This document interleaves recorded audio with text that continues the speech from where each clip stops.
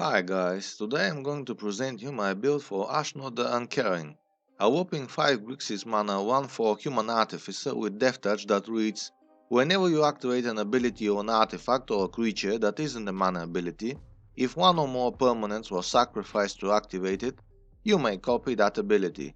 You may choose new targets for the copy.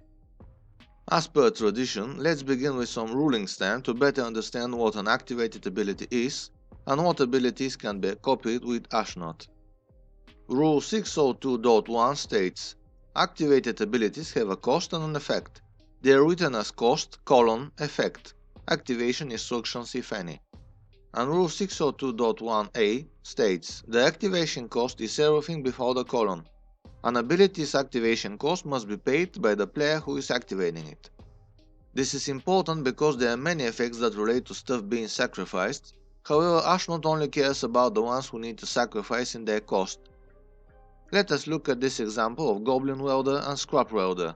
At first glance they both do very similar things, and that is they involve returning an artifact from the graveyard to the battlefield at the cost of sacrificing another artifact. The key difference is that Scrap Welder's ability is worded in such a way that the sacrifice an artifact part is before the colon, meaning it is part of the activation cost, where the Goblin Welder's ability only cost is to tap it. This means that Scrap Welder's ability can be copied with Ashnod, but the one from Goblin Welder will not. Speaking of our commander, some might wonder why is she uncaring, and the answer is simple. She just doesn't care that her ability doesn't work with the card she is most famous for. Following her example, I also decided not to care and made this Grixis deck with almost exclusively mono black cards. Wait, what is this blue card doing here?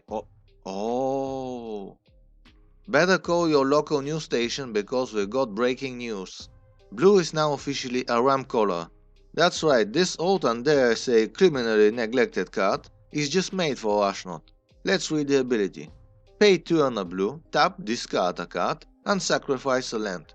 Search your library for up to 2 basic lands and put them onto the battlefield, then shuffle.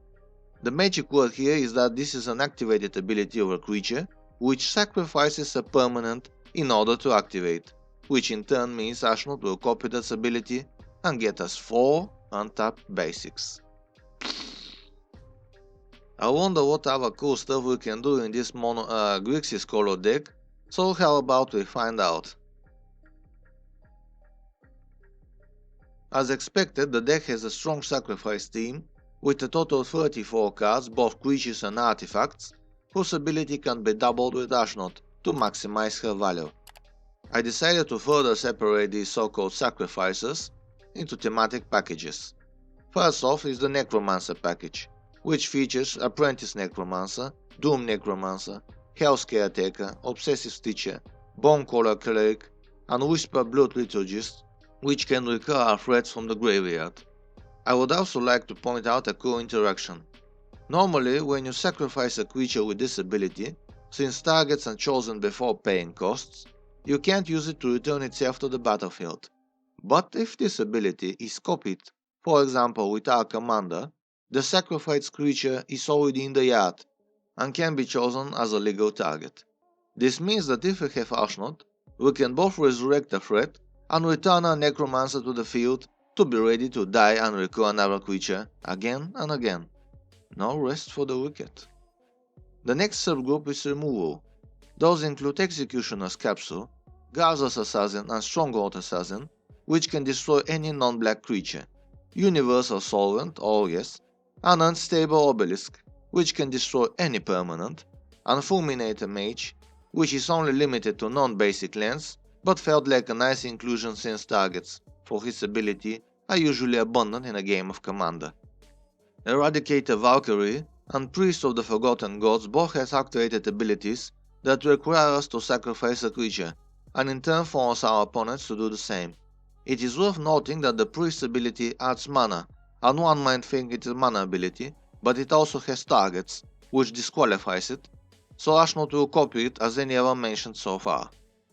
Last but not least are 2 cards that are not outright removal, but considering their abilities are copied with Ashnod, come very close. Those are Erebos Bleak-Hearted, who gives -2/-1 for 1 and a black, with the added possibility to draw a card by paying 2 life whenever a creature dies, and Yawgmoth Physician, which puts a -1/-1 counter and draws a card when we sacrifice a creature with his ability. Up next are some sacrifice-based draw/value options, such as our Ram cards in Dreamscape Artist, which I already discussed at length, and Burnished Heart, which is usually good in non-green decks, but really shines here. Commander Sphere, Hedron Archive, Dreamstone Hedron, and Stonespeaker Crystal are usually used for mana, but with Ashnod's ability they became solid draw options. Crowded Crypt is a relatively new Ram card that is highly synergistic with what we are doing, getting a corpse counter whenever one of our creatures die, and more importantly, can sacrifice itself to bring about the dawn of the living dead on the board by summoning potentially overwhelming amounts of decade zombies. Speaking of zombie armies, Ghoul-Caller Gisa also joins the fray with her ability to sacrifice a creature and provide us with even more fodder for future use. Idol of Oblivion is here mostly to draw cards from the tokens that we make, but also has a self-sacrifice ability that puts a massive Eldrazi on the battlefield. Silvery's Nightmare Speaker has the ability to sack a creature or an artifact, 2 mills a card for each opponent that we have, and using a threaten mechanic to make them either pay 3 life or we get the card back to our hand, which in a deck like ours is already a win-win scenario. The next 3 creatures are multi-purpose ones. Doughty Voidwalker is a nice hoser for our graveyard-based decks, and its tap and sack ability can sometimes bring us tremendous value. Toxtril the Corrosive is a huge threat that if left unanswered can wipe our opponent's board in one rotation. More importantly, whenever a creature at his land dies, he creates a select token which coincidentally can be sacrificed to draw a card.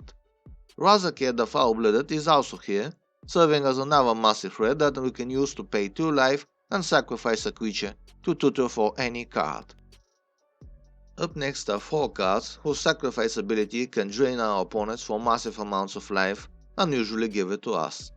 Those are Vermangorger, Anya Mate of Dishonor, Glasscast Heart, and Bolas' Citadel. While the Citadel is pretty self-explanatory, I'd like to specifically note Anya and the Heart for their blood-producing ability. The thing is, blood tokens work very well with Ashnod because of the way they are worded. In any other deck they allow you to simply rummage, which granted is useful but not a great value. But here the only thing past the colon is draw a card. This means that each blood token is essentially 1 mana free of possibility, and it would have been cool to have more blood-related cards, but sadly they didn't fit as much as these two. At the end of this section is Treasure Vault, which hilariously is an artifact card, and consequently its ability can be copied with Ashnod to create double the amount of treasures. Since a substantial portion of the cards I just mentioned require something to be sacrificed, the deck also features a total of 13 ways to make readily expendable fodder. Those include the already mentioned Glasscast Heart and Ghoul-Caller Gisa, along with Ophiomancer, which can churn snake tokens at every player's upkeep, Dreadhorde Invasion, Bitter Blossom, and Black Market Connections. Just wanna make a quick note here. Those last 2 can be easily replaced with Goblin Assault and Top-Tier Spy Network for a negligible drop of power level, but a substantial drop in price. Up next are Jadar Ghoul-Caller of Nephalia, who makes a Decade Zombie at the end of our turn, and Lagomos, Hand of Hatred, who makes a token at the beginning of combat and can also tap to tutor for a card as long as 5 creatures have died in a turn, which is surprisingly easy to achieve.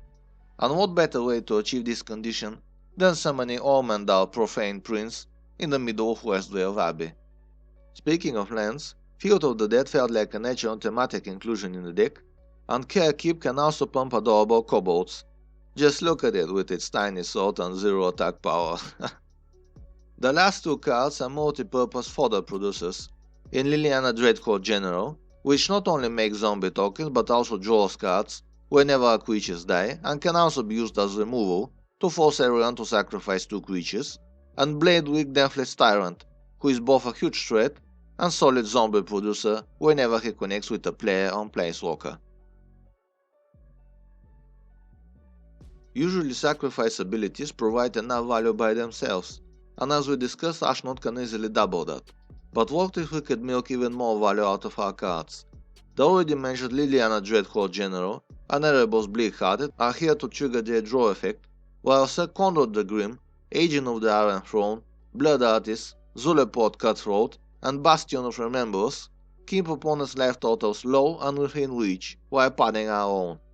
Gravepack, Dictate of Erebos, and Butcher of Malachi, on the other hand, are here to preserve the board in pristine condition by forcing our opponents to sacrifice a creature whenever one of our own dies. And I'm sure Traximunda is quite content with their effort and more than likely to assist them whenever he can. Last but not least is Thousand Year Elixir, which enables the vast majority of our sacrifice abilities who require tapping, and further gives the option to untap the creature and use set abilities one more time.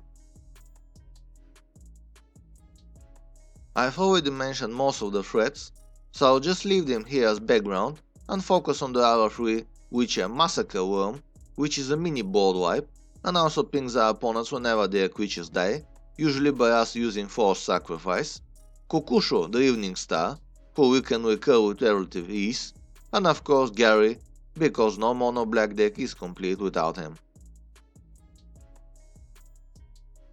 Similar to the threat section, most of the RAM cards are already covered, with the exception of the few usual suspects: Sol Ring, Arcane Signet, and Rakdos Signet.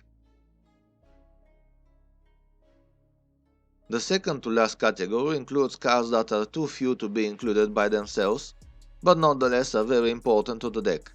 Those include the 3 board wipes in Decree of Pain, Necromantic Selection, and Terrestrial Devastation, and the 2 protection pieces / haste enablers, Lightning Greaves and Swiftfoot Boots.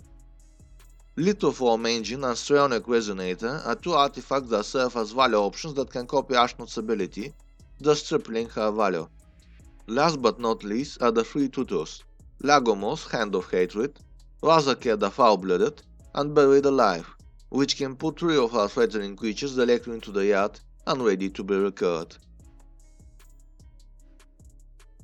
Apart from the mentioned lands, the only notable land is High Market, and to be honest, I was on the fence whether I should put it in, since most of our creatures don't do much if they simply go to the graveyard, but ultimately decided it wouldn't hurt to have it. The rest of the mana base is mostly swamps, with most duels apart from steam vents that produce black. Those include Command Tower, Blood Crypt, Watery Grave, Dragon's Skull Summit, Drone Catacomb, Haunted Witch, Shipwreck Marsh, Smoldering Marsh, and Sunken Hollow. The basics in the deck are 2 islands, 2 mountains, and 15 swamps. Well, this was my build for Ashnod the Uncaring. I hope that you liked it, and if you stayed till the end I wanna say thank you, and see you next time. Cheers.